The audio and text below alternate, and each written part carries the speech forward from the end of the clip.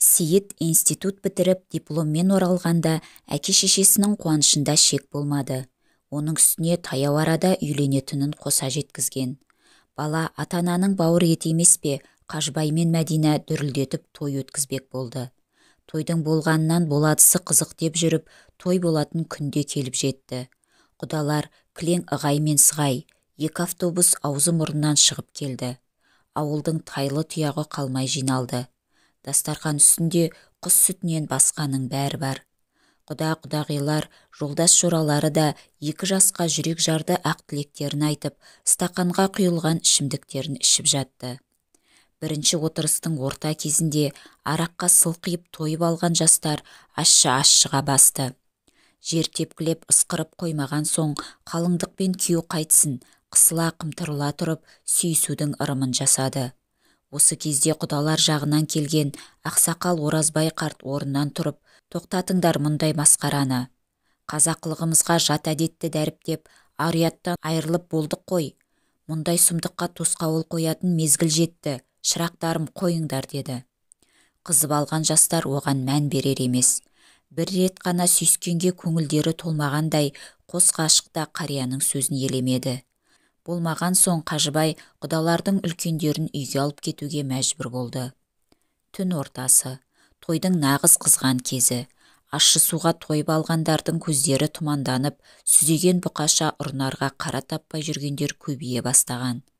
Бір кезде құданың басын жарып кетіпті деп үйдегілер дүрліге жөнелді. Көпшілік жүгіре сыртқа шықты. Жарылған басын қол орамалмен басып ортада бас құда тұр. Сөйлеуге мұршасы жоқ. Қып-қызыл мас, жанжалдасып жатқан топтың ортасына араша болуға барыпты.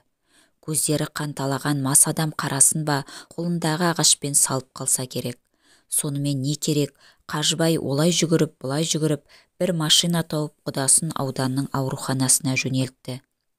Машинаның орнынан қозғалуы мұң екен, қызара бөртіп алған құдағи көзін ашып жұмып, теңселіп тұрып зарлы дауысқа салып, асылдан туған сұңқарым, басы жарылып қан болдау, арсы медау мал тапқыш қапыда кетіп қор болдау деп аузына келгенін айтып жұрттың мазасын алды. Басу айтқандарды тыңдар емес. Тойдың шырқы бұзылған соң келген қонақтар енді қалудың ретін таппай үйді-үйіне тарай бастады. Осы кезде таң да қылаң бере бастаған еді. Құдалардың есі дұрысы бірін-бірі түгендей бастады. Қиянат жоқ, іздеңдер, біреулер өлтіріп кетіп жүрмесін, бұзық ел екен ғой десіп жатты. Қиянат деп отырғаны келіннің туған ағасы екен. Екі жақтың адамдары шыр көбелек айналып таптау, дәретхананың маңында ұйықтап қалыпты. Келіншегі Сәнгүл күйеуінің түрін көріп шошып кетті. Сол уақытта құдалардың бірі ойбай сәдуақас жоқ деп айқай салды. Ашуға булығып тұрған құдалар іздеңдер, не деген ауыл, масқарамызды шығардау деп бірінен соң бірі бетін тырнай бастады. Абырой болғанда келіннің садуақасына ащысы да табылды. Құдалар түгел жиналған соң Қажыбай алып ұшқан жүрегін басып, құдаларды шығарып салу қамына кірісті. Тағы да арақ ішілді, тұздалған қиярлар желінді. Жақсы тілектер айтылды. Бірақ кетер алдында құдағиы Қажыбайға ызғарлы дауыспен: «Құдау, бұл не қылғаның?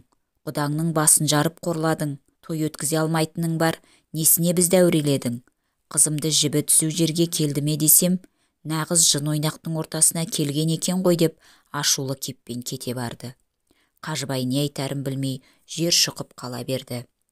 Той қамына әзірленумен бірнеше күн ұйқы көрмей жүрген бейшара үйге кіріп ағаш керуетке құлай кетті. Қор ете түскені сол еді, шошып оянды. Қараса қасында Мәдина кемпірі жылап отыр.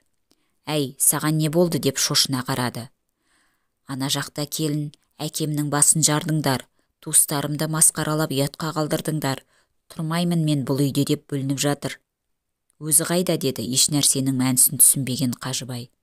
«Қайда болушы еді? Төргі бөлмеде отыр. Аузында шылымы, шамасы ол да аздап ұрттап алған ау дейм. Міңгірлеп орысша сөйлейді. Біздікіше?» Қасында үндемейді. Қажыбайдың басы айналып, көзі қарауытып кетті. Тек «Құдайым-ау, мұндайда сұмдық болады екен-ау, сонша не жаздым» деп іштей қайталай берді.